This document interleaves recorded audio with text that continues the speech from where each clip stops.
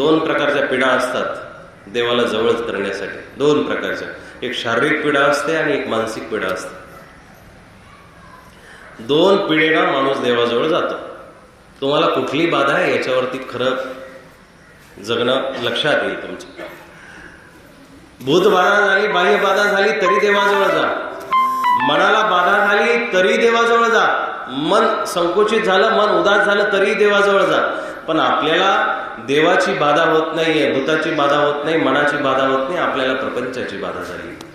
प्रपंचाची इतकी बाधा झालेली की प्रपंच आपल्याला अक्षरशः धोपटून काढतोय. तो प्रपंच आपल्या अंगावरती घाण फेकतोय. त्या प्रपंचातली माणसं, ज्या माणसाला बघून अख्खं गाव घाबरायचं दादा भाऊ, ज्या माणसाला बघून अख्खं गाव घाबरायचं, त्याला बघितल्यानंतर कोणी उठून नमस्कार घालायला तयार नाही. या अवस्थेपर्यंत तरी गावात जावं का?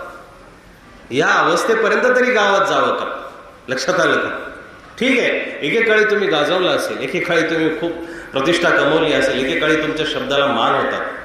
पण बहुरत्ना वसुंधरा, या पृथ्वीवरती तुमच्यापेक्षा पुढची रत्न तयार होत असतात.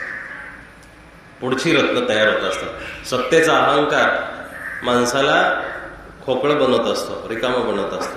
कुठल्याही सत्तेचा असो, तुमच्या अंगावरती घातलेल्या कपड्याचा असो, खिशामधल्या पैशाचा असो, पत्नीचा असो, मुलांचा असो, सत्तेचा असो, गावातल्या प्रतिष्ठेचा असो, घरादाराचा असो, जमिनीचा असो, प्रॉपर्टीचा असो, तो अहंकार माणसाला खोकलं बनवत असतो, रिकामं बनवत असतो.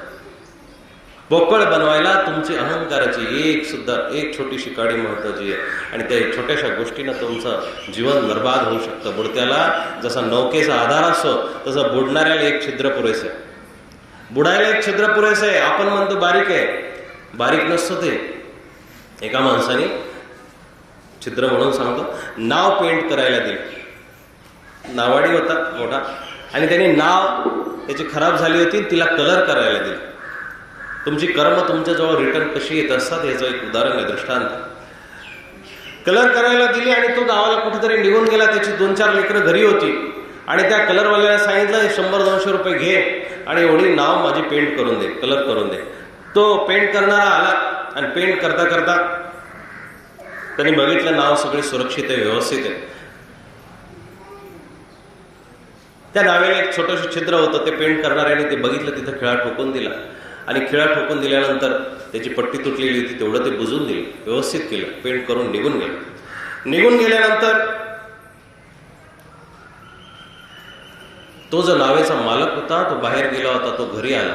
पण घरी येईपर्यंत झालं असं की त्याची 2-4 लेकरं जी घरी होती ना, त्यांनी ती नाव घेतली आणि समुद्रामध्ये चालवायला सुरुवात केली. गेले मस्तपैकी. त्यांनी काही नौकाविहार केला असेल, मासेमारी केली असेल, ती केली आणि ती वापस येत होती. हा माणूस नावेचा मालक घरी आला आणि बघितल्यानंतर नाव गायब आणि मुलंही गायब. त्याच्या पायाखालची जमीन सरकली. बायकोला विचारलं, ते म्हटले नाव घेऊन गेलेले. तो म्हटला, अरे तू कशी पागल आहे, त्यांना सांगायचं ना, ते नावेला एक छिद्र होतं, ते छिद्र हळूहळू भरल आणि ती नाव जर मध्यावरती गेली, पाण्याने भरली तर मुलं लेकरं बुडून जातील. हाय म्हणून कर्माला दोष द्यायला लागला. बाहेर समुद्राकडे बघतोय, दुसऱ्या नावेची तयारी केली की जेणेकरून आता समुद्रामध्ये चौकशी करावी, शोध घ्यावा म्हणून तो जायला लागला. तेवढ्यात त्याला त्या समुद्राच्या लाटावरती आपली लेकरं वापस येताना दिसली, नाव वापस येताना दिसली. तो इतका खुश झाला आणि मनोमन त्या पेंटरचे आभार मानले. घरी त्या पेंटरला शोधत शोधत घरी गेला आणि त्याच्या घरी गेल्यानंतर त्याला 10,000 रुपये दिले. तो पेंटर आश्चर्यचकित झाला की 10,000 रुपये कशासाठी? 10,000 रुपये द्यायचं काय कर? माझं काम तर 200 रुपयामध्ये झालेले, तू 10,000 द्यायचं काय कर? तो म्हटला, बाबा अरे मी तुला पेंट करायला नाव सांगितले, पण माझ्या लक्षात राहिलं नाही की त्या नावेला एक छिद्र आहे, ते पण बुजवून दे म्हणून. मी तुला सांगायचं विसरलो की त्या नावेला एक छिद्र आहे, ते बुजवायचं विसरून गेलो, सांगायचं विसरून गेलो. पण तू नकळतपणे ती गोष्ट केली, त्या नावेचं छिद्र बुजवून टाकलं. आज माझा संसार वाचला, माझी 4 लेकरं डुबण्यापासून वाचली, म्हणून तुला हे 10,000 रुपये बक्षीस म्हणून देतोय. तुम्ही केलेलं कर्म जे आहे ना, ते नकळतपणे तुम्हाला शाबासकी देणार आहे. फक्त निश्चितपणे करा.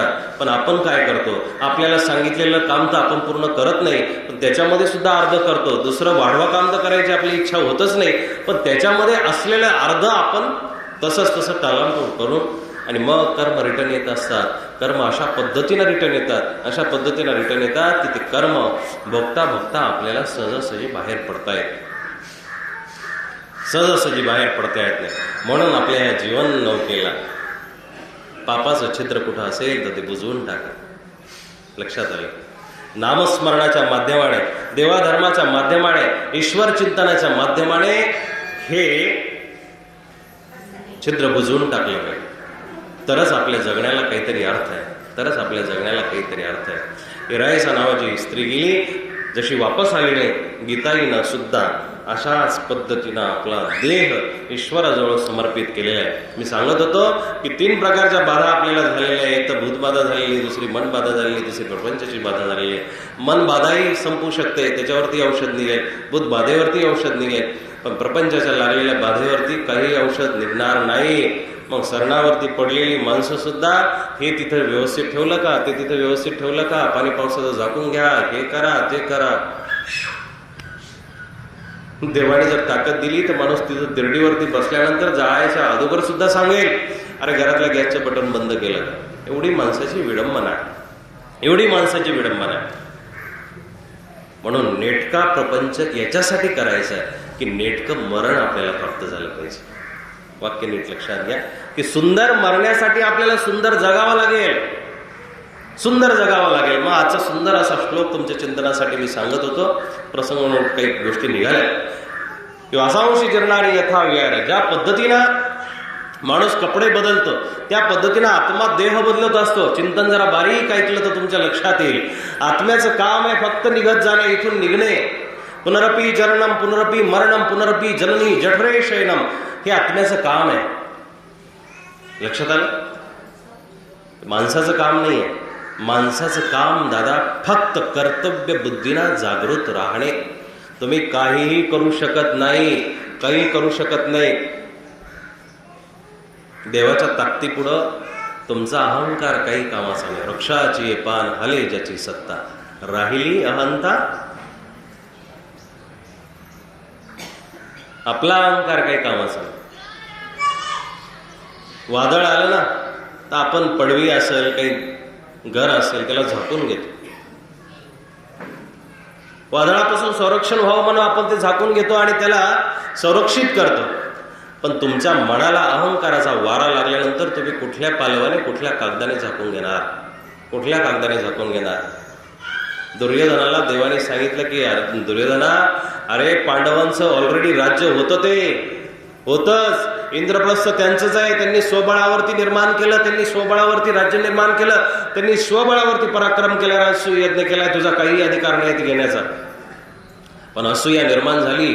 असूया इतकी निर्माण झाली की इंद्रप्रस्थ बघितल्यानंतर 6 महिने दुर्योधनाचं लक्ष स्वतःच्या शरीरावरती नाही, स्वतःच्या घरावरती नाही, स्वतःच्या दारावरती नाही. 6 महिन्याने धृतराष्ट्राने विचारलं की गांधारीला, युवराज भेटत नाही मला आजकाल, काय भानगड आहे, काय भानगड आहे. ते म्हटले तुम्हीच विचारा. विदुराला निरोप पाठवला, युवराजांना पाठवा. आणि दुर्योधनाला लांबूनच धृतराष्ट्राने म्हटलं की बाळ दुर्योधना, युवराजा, अरे तू 6 महिने झाले मला भेटायला येत नाही, माझ्याशी मनमोकळं बोलत नाही, मला काही सांगत नाही. दुर्योधन न बोलताच पित्याच्या जवळ बसला, काही नाही बाबा, काही नाही बाबा. मग धृतराष्ट्राला वाटलं की चला पोरगस आहे आपलं, म्हणून धृतराष्ट्राने उभं राहिल्यानंतर दुर्योधनाला म्हटले की दुर्योधना, मला तुला भेटायचंय माझ्या आलिंगणामध्ये, माझ्या तोळीमध्ये. दुर्योधन उठला, बापाला भेटायला गेला. धृतराष्ट्राने नीट निरखून बघितलं, दुर्योधनाची हाडकं धृतराष्ट्राच्या हाताला लागली. प्रश्न केला पित्याने, बाप आहे, तुमचं मोजमाप सगळ्यात जास्त जगाच्या पाठीवरती कोण काढू शकत असेल ना, बरं का. तुम्ही किती शहाणे, किती मोठे, किती लहान, किती ऑफिसर, किती काय, जगात हे मोजमाप काढण्याची ताकद फक्त बापाकडे आहे. एक बापच अशी व्यक्ती आहे की तोच तुमचं मोजमाप काढू शकतो, जग काढू शकत नाही. त्याला तुमची योग्यता कळत असते की आपलं पोरगं काय करू शकतं. धृतराष्ट्र म्हटला की अरे दुर्योधना, आश्चर्यचकित झाला की तुझी हाडकं लागायला लागली मला, काय प्रकार आहे. दुर्योधन बाजूला झाला. बाजूला झाल्यानंतर बसला आणि बसल्यानंतर सांगतोय, शब्द किती घातक आहेत बघा. दुर्योधन म्हटला की जेव्हापासून इंद्रप्रस्थ बघितलं मी पांडवांचं, तेव्हापासून मला भाकर गोड लागत नाही. दुर्योधन म्हटला की जशी मयसभा बघितली, अहो काय ते बनवलंय, हो काय बनवलंय ती मयसभा. आताच तंत्रज्ञान काहीच नाहीये. 1-10% सुद्धा आपण त्या तंत्रज्ञानाला ओळखलेलं नाही. आताचं तंत्रज्ञान आणि त्यावेळेचं तंत्रज्ञान जर लक्षात घेतलं, ती मयसभा अशी होती म्हणतात की जिथं पाणी दिसल तिथं जमीन असायची, जिथं जमीन असेल तिथं पाणी दिसायचं, जिथं भिंत म्हणून हात लावा तिथं काहीच नसायचं, आणि जिथं दरवाजा म्हणून हा बाहेर निघावं तर धडकन कपाळ आट. असं दुर्योधनाचं झालं 2-3 वेळा. आणि झाल्यामुळं तो दुर्योधन कुठंतरी मनाला लावून घेणारा त्याच्या मनाला लागलं, आणि लागल्यानंतर त्याने बापाला सांगितलं की अर्जुनाचं हा जो प्रकार आहे या 5 पांडवांचा, तो प्रकार माझ्या बुद्धीला पटलेला नाही आहे. ईर्ष्या माणसाला शरीराचा एखादा आजार झाला ना, तो शरीराचा आधार बरा होईल, पण मनाला झालेला रोग कधी बरा होत नाही.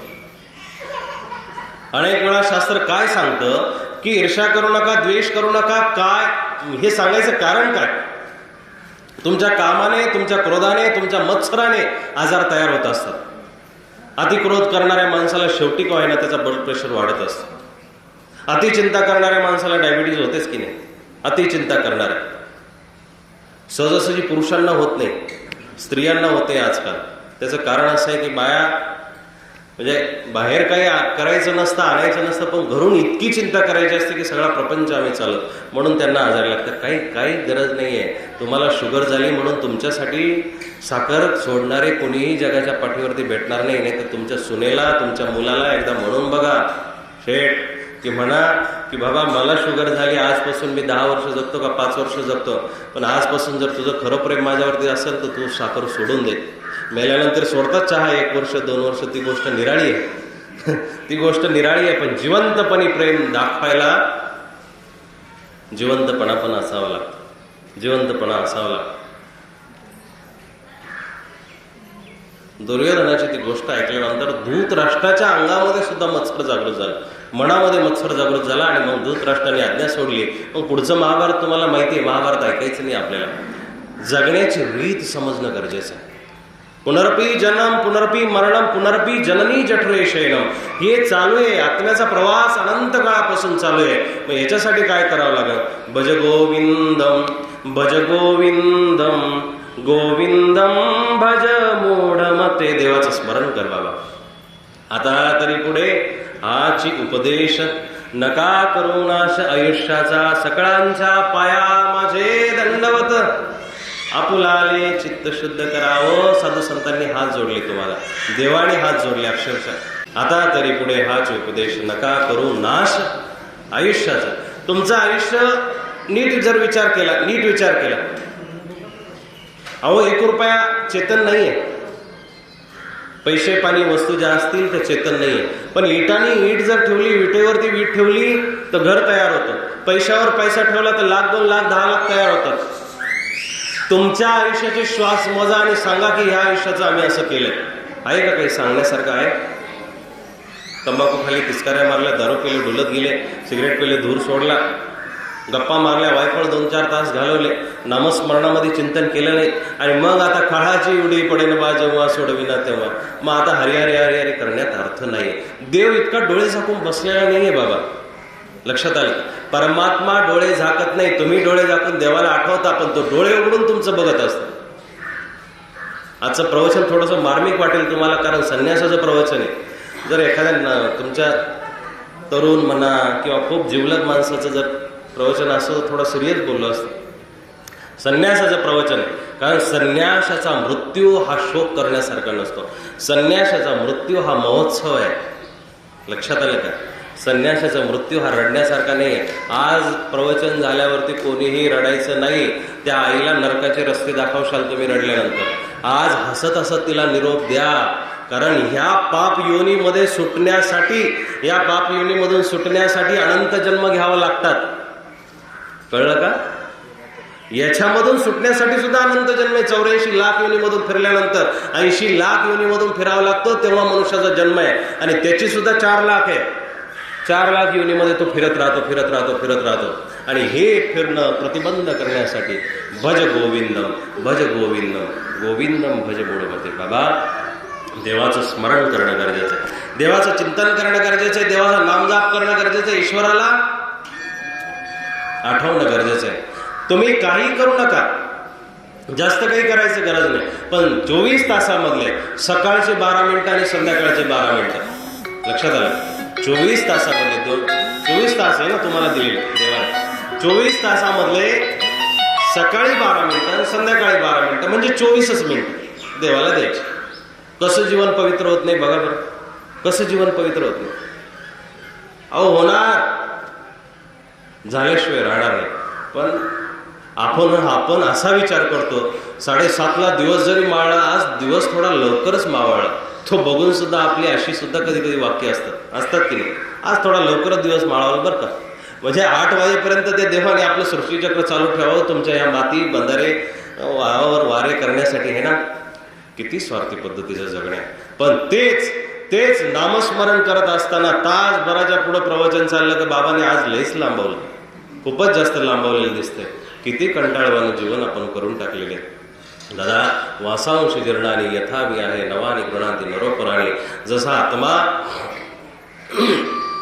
हा जे शरीर आहे ते शरीर ज्या पद्धतीनं वस्त्र बदलत असतं तसा आत्मा वस्त्र बदलतो, देह बदलतो, देह बदलून निघून जातो आणि निघून गेल्यानंतर जे घेऊन जातो ना ते तुमचं पूर्व संचित पुण्यकर्म घेऊन जात असतो. आणि मग त्याच पूर्वसंचिताने, त्याच पूर्वकर्माने मग गाढं व्हायचं, डुक्कर व्हायचं, बैल व्हायचं, घोडा व्हायचं, शेळी व्हायचं, बकरू व्हायचं, साप व्हायचं, विंचू व्हायचं, काही सांगता येत नाही.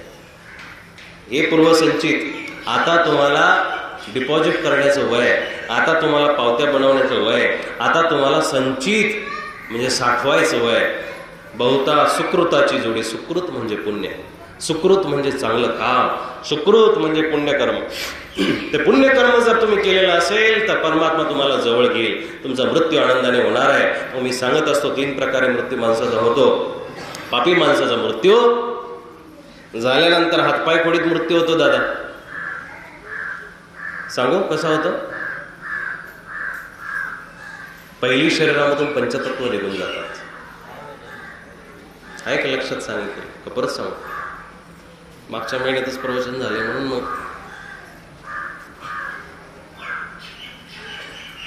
प्रवचन जरी इथं आम्ही देत असलं तर बऱ्याच वेळा होतं काय की प्रवचन ऐकणारे आता 1000 जरी मंडळी असली त्यातली 2-3 मागचे असतातच, गावते असतात, हे असतात, ते असतात. आता 2-4 सांगणारे जे नवीन ऐकणारे असतात ते म्हणतात आज छान सांगितलं महाराजांनी, बाबांनी. पण तो ऐकणारा जो असतो ना, जो गावातला प्रत्येक दहाव्याला प्रत्येक मोतीला असतो, तो म्हटलं काय तेच सांगतात, तेच सांगत असतात. अहो तुम्ही प्रत्येक दहाव्याला, तुम्ही प्रत्येक मोतीला हजर असल्यानंतर बाबांनी आणायचं तरी कुठं? व्यासोच्चिष्टम सर्वम जगत, जे सगळं आहे ना ते व्यासाचं उष्ट आहे जगामध्ये. नवीन काय असणार? नवीन काय? वारंवार हेच सांगावं लागणार आहे. का? कारण तुम्ही ते करत नाही. तेच सुद्धा का सांगावं लागतं? बाळा उन्हात जाऊ नको. आई वारंवार सांगते ना, सांगत राहते.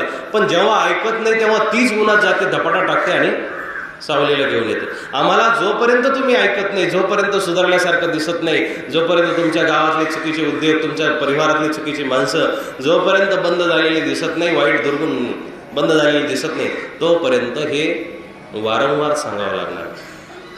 हात जोडून आता तरी पुढे आज तो सकाळांच्या पाया माझे दंडवत करून तुम्हाला वारंवार हे सांगतोय. याच्यासाठी सांगतोय, संत हे नेहमी तुमच्या भल्याचं सांगतात.